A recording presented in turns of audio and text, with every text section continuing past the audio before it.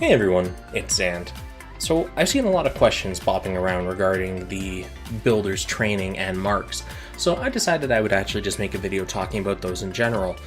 Now, a good portion of this information was already covered during the stream, but it seems like not all of it was clear enough, so I'm just going to make this real quick and sweet for you. So, first off, every day at reset, we get the missions reset, 5 of them. So, as you see at the bottom, this week's boost training, 7 remaining. In a week, you get these 7 boosts. This was covered by Nick.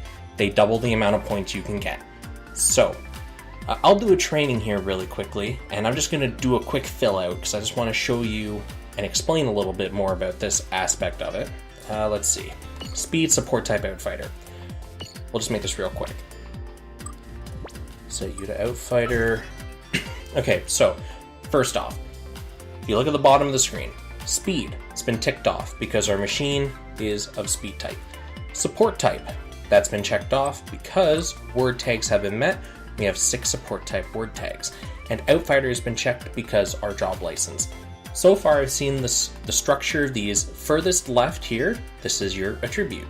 Then 1 word tag, and then job license. So, with this setup, I'm gonna try to break 100k here real fast. Okay, you know what? We'll just use you. I don't really care. This is for demo purposes. I don't care if I get myself going forward. So, next. This screen comes up. So, for each mark, or each of these that you complete, you get a bonus multiplier. All 3 of them gives you 10x. Let's see here. If I toggled off outfighter, I'm pretty sure it goes down to 5x. Yeah, and I believe if I got rid of speed, it would go down to 2x. Anyways, so you try to match as many as you can, you get a higher bonus multiplier. It shows you the suit, your stats, and all that. Then at the very bottom here, the earned build list. Okay, so if your machine has a total of 300,000 C power or more, you get 30 build points. If you have 100,000 or more, which mine has 129,000, you get 20 points. And 10,000 or higher, you get 10 points. Your bonus multiplier goes into effect, so here I would get 200. Now, I do want to show how the mark selection works, so I'm going to burn one of my boost trainings. You get 7 of them in a week, and I'll actually, when I go back to the other screen, I'll just show that again, in case you missed it. So as you can see here, 20 times 10, 20 times 10 times 2. So that's going to give me 400 points. So, yes, and now I can do the build mark thing. So, we're cool. Now, this week's boost training, 6 remaining. Like I said, they refresh every week, every Monday at 5 a.m. JST, uses Japan server time. I'm not terribly surprised, a lot of this seems to be geared around Japan server time, so whatever. Anyways, so you have your build points. You're ready to exchange for a mark. Okay, exchange for a mark. This screen comes up. Now, normally, this screen is empty. What you do is you click on the slot, your parts will come up. You select a part, goes into the slot. It doesn't matter what you do here. These parts don't get used, they don't get destroyed, they don't get deleted, they don't get locked away. You can still use them. They just get added to this as a quick selector for your marks. So what's going to happen, when I hit exchange for mark in the middle, a roulette's going to start. All these parts pretty much show my chances of getting a mark for a specified part. So this was again explained during the stream. So I have the Buster head, chest, arms, legs, back, weapon. All the Buster parts that exist. Then I have the Unicorn shield and the Barbados sword. So what this means, out of the 8 chances that are here, 6 of them are Buster, 1 is shield, 1 is Barbados. Or Unicorn and 1's Barbados. So pretty good chance of getting a Buster. Hit exchange for mark. Bada boom. I'm really bad at hitting buttons apparently. So start, everything's been locked into place. So base rarity for this is going to be 1 star. When you hit this, sometimes one of them will change colors to green, blue, purple, or gold. And that just means if you land on that part, the mark you get is going to be of that grade. So I'm only going to get 1 star marks from this, wherever it decides to stop. The longsword, cool. So so that's all this is. Your parts still exist, they're still kept, everything's hunky-dory, you just get a new mark. Then you can go here, you can look at all the marks you currently have.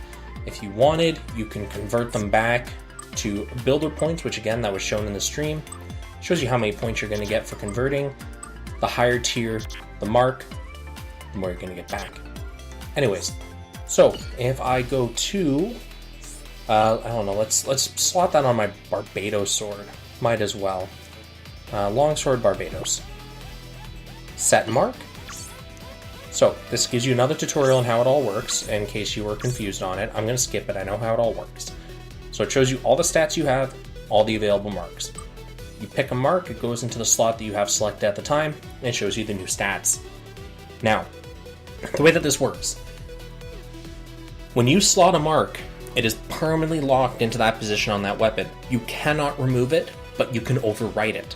So if, let's say in the future, I got a gold Barbados mark, I could replace this white with it. But from what people are saying, you can't put a lower tier mark in. So if I had, let's say, a purple Barbados mark in here, and in a sleepy, drunken haze, I tried putting a white one overwriting it, game would not let me. Which is nice, you know, just prevents a little bit of stupidity. Anyways, so I'm going to slot this, and yes. Bada bing, bada boom, does the upgrades. My Barbados sword is now bigger and stronger than ever before. That's the basis of the mark system, and now as you can see up here, it has a little badge. So, hopefully, the mark system makes a little more sense to you. It's not a terribly complicated process. The hardest part of this is going to be being able to do all the trainings. Something you have to remember is that once you've used a part for training, it is locked out for the rest of the week from being used again. So I cannot use any of the parts I used in Training D on any of the other trainings, or anything I used during yesterday's training for the rest of the week. So make sure you keep that in mind. Only use the amount of parts you actually need, because you don't have to fill out every slot. Okay? If I did this one, for example, right, and I need Technique Gundam type Defender, so as you can see, I'm missing a single slot on this, the gun. If I wanted to build more intelligently, I could use less parts. I could really min-max my usage of everything on here. It would still let me through. It would still give me the points rewarded for this system. I'm not going to actually cash this in though, I guess, because I do kind of want to get points from this. So I'll actually sit down and properly build. But just so you know what's up when you're doing your build training. Anyways, I'm going to wrap it up here. I didn't want to make this video terribly long. I'm probably going to edit out a lot of me fimbling around with the menus and whatnot as I was building stuff. Anyways, peace out, guys. Hopefully this helped you. See you in the next one.